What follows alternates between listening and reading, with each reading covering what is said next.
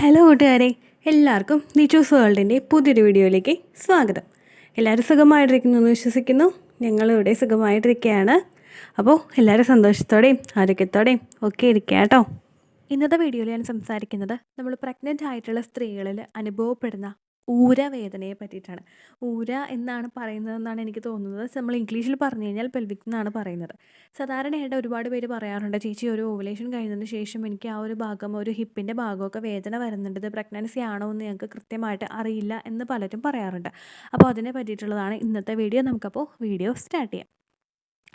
സാധാരണയായിട്ട് നമ്മൾ പ്രഗ്നൻ്റ് ആകുന്ന ആ ഒരു സമയത്ത് നമ്മുടെ ആ ഒരു ഇംപ്ലാന്റേഷൻ സക്സസ്ഫുൾ ആയിട്ട് നടന്നു കഴിഞ്ഞ് കഴിഞ്ഞാൽ, ഇംപ്ലാന്റേഷൻ എന്ന് പറയുന്നത് നമ്മുടെ യൂട്രസിൻ്റെ ലൈനിങ്ങിൽ ആ എംബ്രിയോ വന്ന് അറ്റാച്ച് ആയി കഴിഞ്ഞ് കഴിഞ്ഞാൽ ആ ഭാഗത്തെ മസിൽസ് ഒന്ന് റിലാക്സ് ആകും.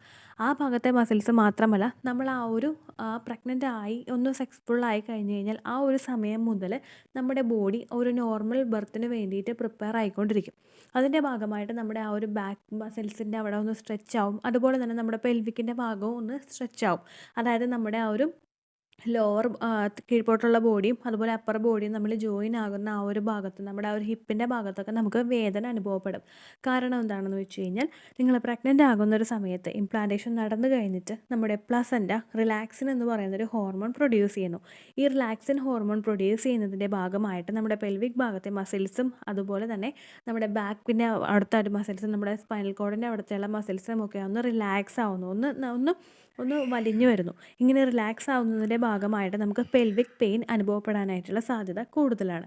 അതുപോലെ തന്നെ നിങ്ങളിൽ ഉണ്ടാകുന്ന, നമ്മൾ പ്രഗ്നൻ്റ് ആകുന്ന സമയത്തുണ്ടാകുന്ന ഈസ്ട്രജൻ ഹോർമോണിൻ്റെയും പ്രൊജസ്ട്രോൺ ഹോർമോണിൻ്റെ ലെവൽസ് കൂടുന്നതിൻ്റെ ഭാഗമായിട്ടും നമ്മുടെ ആ ഒരു മസിൽസ് ഒന്ന് റിലാക്സ് ആവുന്നു.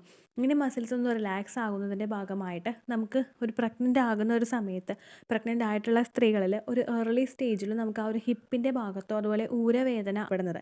ഇനി ഈ പെൽവിക്കിലെ എക്സാക്റ്റ് ആയിട്ടൊരു ലൊക്കേഷൻ നമുക്ക് എവിടെയാണ് വേദന അനുഭവപ്പെടുന്നത് എന്ന് ചോദിച്ചു കഴിഞ്ഞ് കഴിഞ്ഞാൽ, നമ്മുടെ ആ ഒരു ഹിപ്പിന് മുകളിലായിട്ട്, ഹിപ്പ് എന്ന് പറയുമ്പോൾ നമ്മൾ ആ ഒരു ഇടുപ്പിന് മുകളിലായിട്ടുള്ളൊരു ഭാഗത്ത് നമുക്ക് വേദന അനുഭവപ്പെടാം.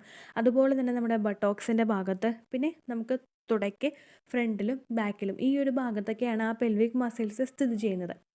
നമ്മുടെ തുടയ്ക്ക് ആ ഒരു ഫ്രണ്ടിലുള്ള ഭാഗത്തും അതുപോലെ തന്നെ നമ്മുടെ ബാക്കിലുള്ള ഭാഗത്തും നമ്മുടെ ബട്ടോക്സിൻ്റെ ഏരിയയിലും നമുക്ക് ആ ഒരു പെയിൻ അനുഭവപ്പെടാനായിട്ട് സാധ്യതയുണ്ട്. ഇങ്ങനെ പെയിൻ വരുന്നുണ്ടെങ്കിൽ നിങ്ങൾ ഒന്ന് ശ്രദ്ധിക്കുക കേട്ടോ. സാധാരണയായിട്ട് ഈ പെൽവിക് പെയിൻ നമുക്ക് ഉണ്ടാവുന്നത് ആ മസിൽസ് സ്ട്രെച്ച് ആവുന്നതിൻ്റെ ഭാഗമായിട്ടാണ്. അപ്പോൾ നിങ്ങളൊന്ന് ശ്രദ്ധിക്കുക. ചിലപ്പോൾ നിങ്ങൾക്ക് പ്രഗ്നൻസി സക്സസ്ഫുൾ ആയതുകൊണ്ടും ഇങ്ങനെ സംഭവിക്കുക കേട്ടോ.